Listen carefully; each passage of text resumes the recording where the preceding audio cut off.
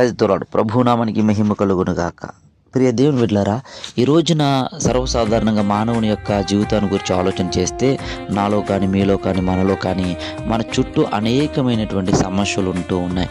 ఆ సమస్యల నుంచి ఏ విధంగా బయటపడాలో తెలియనటువంటి పరిస్థితుల్లో నీవు నేను కూడా అనేక విధాలుగా మనము సతమతమవుతూ మనం ఎన్నో ప్రయత్నాలు చేస్తూ ఉన్నాం. కానీ ప్రియ దేవుని బిడ్డలారా, మనలాంటి పరిస్థితిలో ఉన్నటువంటి ఒక భక్తుడు చేసినటువంటి పనిని ఆయనకున్నటువంటి ప్రతి విధమైన శ్రమ నుంచి, సమస్య నుంచి విడుదల కలిగించేటట్లుగా ప్రభావితం చూపించింది. పిల్లరా, ఎవరా భక్తుడు, ఏం చేశాడు అనేటువంటి విషయాన్ని కనుక మనం పరిశీలన చేస్తే పరిశుద్ధ గ్రంథంలో 2వ దినవృత్తాంతముల గ్రంథము 20వ అధ్యాయము 1వ వచనంలో కనుక మనం చూస్తే అక్కడ యెహోషాపాతు రాజు మనకి కనబడుతూ ఉంటాడు.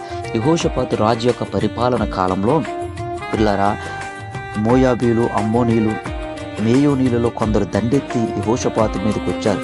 అంతేకాదు సిరియా తట్టు కూడా గొప్ప సైన్యం ఒకటి ఆయన మీదకి వచ్చి వారు అసస్సోను తామారు ఎన్గేదిలో దిగారని చెప్పి ఒక సమాచారము అక్కడ వినబడుతూ ఉంటుంది. పిల్లరా, ఇటువంటి పరిస్థితుల్లో ఉన్నటువంటి యెహోషాపాతు చేసినటువంటి పని ఏంటంటే, ఈ పరిస్థితులు ఏమాత్రం కూడా అతను జడియకుండగా వెంటనే ఆ పరిస్థితులన్నీ కూడా చూసి భయపడి యెహోవా యొద్ద విచారణ చేయుటకు యెహోషాపాతు మనస్సు నిలుపుకొని ఆ దేశమందంతటా కూడా ఉపవాస ప్రార్థన సాటించినట్లుగా మనం చూస్తున్నాం. ఉపవాస ప్రార్థన సాటించిన తర్వాత ఆయన ఒక అద్భుతమైన ప్రార్థన చేస్తున్నాడు.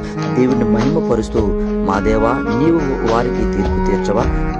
మా మీదకి వచ్చి ఈ గొప్ప సైన్యంతో యుద్ధం చేయడానికి మాకు శక్తి చాలదని చెప్పి మరి తనకున్నటువంటి పరిస్థితులంతటిని కూడా యెహోషాపాతు దేవునికి తెలియజేస్తున్నాడు.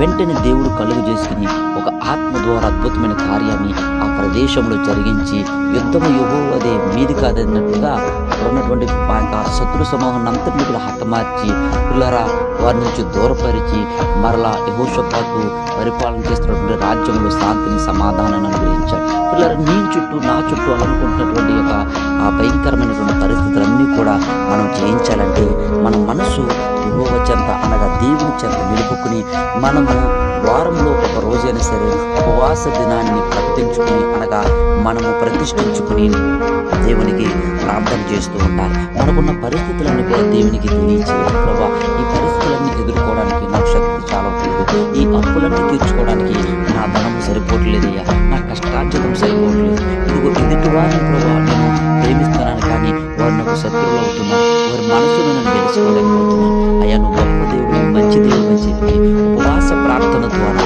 దేవుని పాదాల చెంత చేరి మన కష్టాలన్నీ కూడా ఆయనకి అప్పగిస్తే ఆయన మన జీవితాల్లో అద్భుతాలు చేసేవాడు. ఉపవాస ప్రార్థన పిల్లల నీ జీవితాన్ని మార్చగలదు.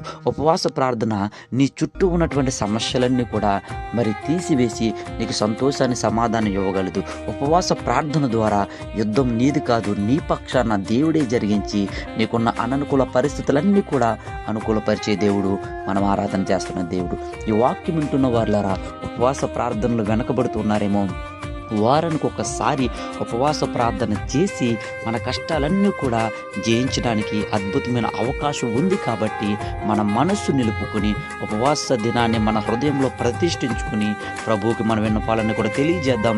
అట్టి కృపా కనికరములు పరిశుద్ధాత్మ దేవుడు వాక్యం బోధించిన నాకు, విన్న మీ అందరికీ కూడా అనుగ్రహించునుగాక. ఆమేన్, ఆమేన్, ఆమేన్.